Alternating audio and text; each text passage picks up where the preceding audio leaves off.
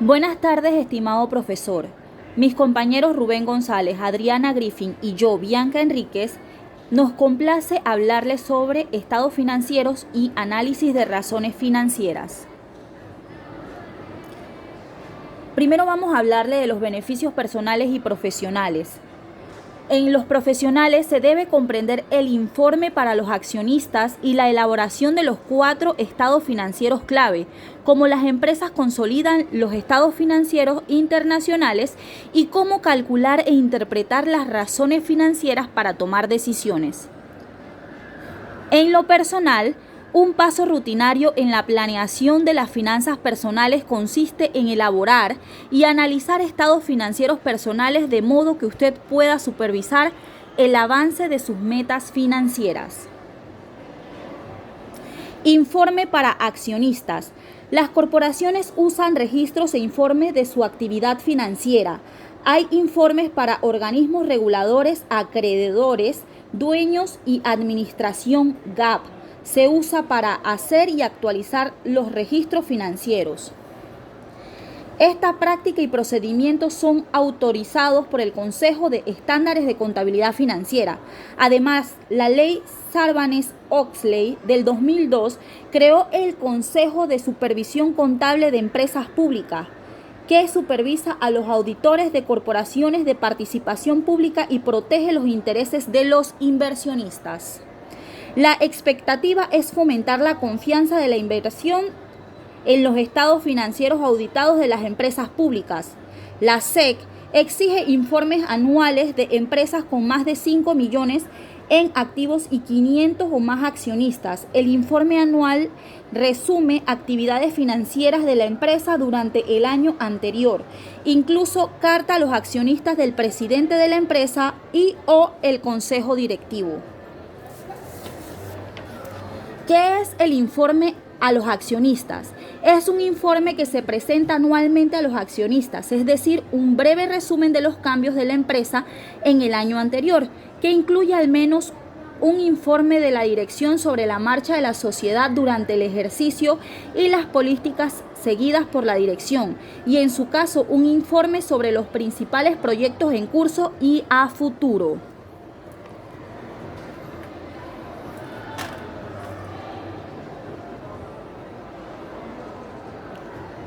Carta accionista.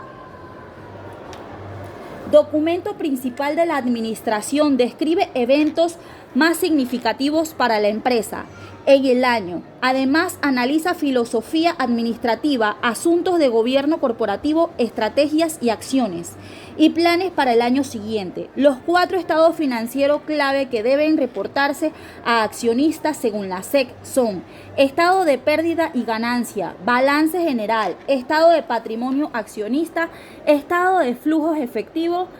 En esta sección se analizan los estados financieros de la Bartlett Company para accionistas en el 2012. ¿Qué es una carta accionista? Esta carta se envía a los accionistas junto con el informe anual de la empresa con una descripción de los hechos del año relevante para la empresa, que debe ser firmado por el director de la empresa. La carta no es solamente un informe financiero, sino que también una parte esencial en la construcción de la identidad de la organización, porque la carta es uno de los productos más importantes de la empresa para comunicar cómo debe ser percibida interna y externamente y saber qué valores debe estar asociado a ella. Buenas tardes, mi nombre es Adriana Griffin y complemento la información que brindó mi compañera Bianca. Ahorita me toca hablar sobre uno de los 4 puntos claves del estado financiero. Este es el estado de ganancias y pérdidas. El estado de pérdida y ganancia o estado de resultados proporciona un resumen financiero de los resultados de operación de la empresa durante un periodo específico. Los más comunes son los estados de pérdida y ganancia, que cubren un periodo de un año, que termina en una fecha específica, generalmente el 31 de diciembre del año calendario. Sin embargo, muchas empresas grandes operan en un ciclo financiero de 12 meses o un año fiscal que termina en una fecha distinta del 31 de diciembre. A continuación hay una breve explicación sobre los pasos a tomar para visualizar el estado de pérdidas y ganancias de Bralett Company. El paso 1. Aquí los gastos de arrendamiento se presentan como un rubro separado en un lugar de incluirlo como parte de los gastos e intereses. Como vemos, el ingreso por venta del 2012 fue de 3.074 versus el 2011 que fue de 2.567. Menos los costos de bienes vendidos del 2012, que fueron en 2.088, da un gran total de la utilidad bruta de 986 balboas versus la del 2011, que fue de 856. Gasto de ventas fue de 100 balboas versus el 2011 de 108. Gastos generales y administrativos, 194 en el 2012, 187 en el 2011. Gastos de arrendamiento de 35 balboas en los 2 años. El total da una suma de 239 en el 2012 y 223 en el 2011. Si restamos el total de la utilidad bruta menos el total de gasto de depreciación, sería, el gasto operativo, sería un total de 418 de utilidad operativa en el 2012 y en el 2011 de 303. Ahí le sumamos los gastos por intereses de 93 balboas en el 2012 y 91 balboas en el 2011, que da una utilidad neta antes de impuestos de 325 en el 2012 y 212 en el 2011. Menos los impuestos de 94 balboas en el 2012 serían 231 balboas, la utilidad neta después de impuestos en el 2012 versus la del 2011 que serían de 148 balboas. Menos los dividendos de acciones preferentes que son 10 balboas en el 2012 y 10 balboas en el 2011, da un total de ganancias disponibles para los accionistas comunes de 221 balboas en el 2012 y 138 balboas en el 2011. La ganancia por acciones sería de 2.90 en el 2012 y 181 en el 2011. Quiere decir que en el 2012 hubo un aumento de $1.09 para las ganancias por acciones. En los dividendos por acciones sería 1.29 en el 2012 y 75 centavos en el 2011, también dando un aumento de 54 centavos en el 2012. Consejo de Buffett. El 1 sería evitar prácticas contables débiles como señal de problemas mayores. Y el punto 2 sugirió que cuando uno no entiende la administración, la razón es que probablemente no quieren que se entienda. El punto 3 advirtió a inversionistas sobre desconfiar de proyecciones debido a la ordenada progresión de ganancias y crecimientos. A continuación, se le comparte otra información al compañero Rubén.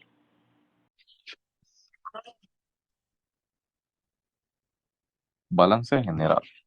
El balance general es un estado financiero que muestra la situación financiera de una empresa en un momento específico. Este informe presenta los activos la cual posee la empresa, los pasivos es lo que la empresa debe y el patrimonio neto es la diferencia entre los activos y los pasivos. En resumen, este balance general es instantánea de la situación financiera de una empresa.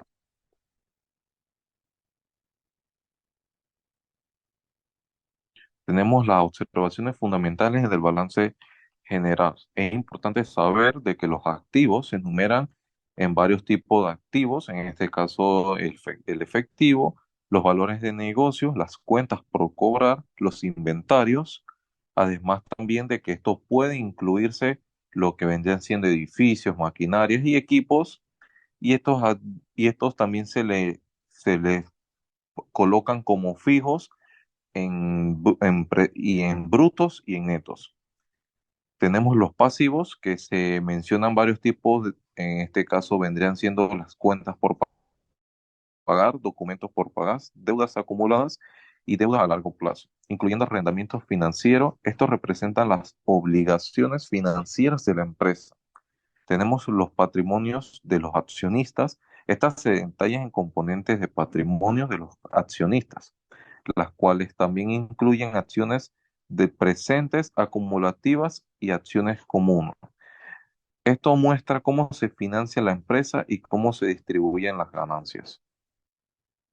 En este caso, como podemos ver, en los totales se proporcionan los totales activos, pasivos y patrimonios para los años 2011 y 2012, lo que permite comparar los estados financieros de las empresas en los diferentes periodos. Y estas son algunas de las observaciones que podemos ver en el balance, cómo está proporcionado en este caso de las ganancias y las pérdidas de ambos. Tenemos aquí el estado de ganancias retenidas. Como ejemplos tenemos el estado de ganancias retenidas para el año que termina el 31 de diciembre de 2020, como podemos ver. Tenemos las ganancias netas del ejercicio, que son de $100,000. Tenemos lo que vendría siendo los dividendos pagandos, que vendrían siendo de $20,000. Ajustes por depreciación de $5,000.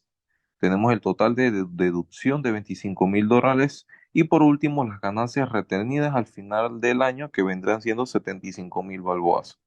El estado de ganancias retenido muestra las ganancias totales que han sido retenidas por las empresas después de pagar dividendos a los accionistas y hacer ajustes contables necesarios como la depreciación. En este ejemplo, la empresa tuvo ganancias netas de $100,000 durante el año y pagó dividendos por un total de 20,000. Esta también realizó ajustes contables por depreciación por un total de $5,000. Por lo tanto, al final de cada ejercicio, la empresa retuvo ganancias de un total de 75,000 balboas.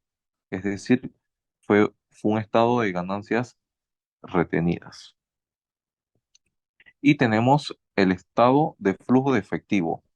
Es importante saber, en este caso, que el estado de flujo de efectivo es el estado financiero que muestra movimiento de efectivo equivalente de efectivo en una empresa durante un periodo de tiempo específico. En este caso, es importante tomar en cuenta tres partes principales. En este caso, el flujo de efectivo de las actividades operativas. ¿Qué quiere decir? Que estas muestran las cantidades de dinero generado o utilizado para las actividades principales de la empresa, como podría ser las ventas de productos o de servicios. Tenemos los flujos de efectivo de las actividades de inversión. Esta muestra la cantidad de efectivo generado o utilizado por las actividades relacionadas con la adquisición de las ventas de activos fijos, inversiones u otros activos a largo plazo. Tenemos por último el estado de flujo activo en las actividades de financiamiento, que muestran la cantidad de efectivo generado o utilizado con las actividades relacionadas que van con el financiamiento de la empresa. Como podemos ver, el estado de flujo efectivo es una herramienta muy útil para analizar la liquidez y la solvencia a largo plazo de una empresa y para evaluar las capacidades para pagar sus obligaciones, principalmente a corto plazo. Tenemos acá las notas del estado financiero. Estas son una parte importante de los estados financieros de una empresa, ya que estas nos explican y nos aclaran la información presentada en los estados financieros. Además, las notas ofrecen detalles adicionales y más específicos sobre elementos financieros. Estos estados financieros se utilizan para proporcionar información adicional sobre los políticos contables, los principales contables y las prácticas aplicadas para la empresa, como para ofrecer también detalles de información financiera que no se presentan en los estados financieros principales. En conclusión, las notas financieras son una herramienta importante para comprender mejor la información presentada en los estados financieros y para evaluar la financiación de una empresa y con esta obtener mayor precisión. Gracias.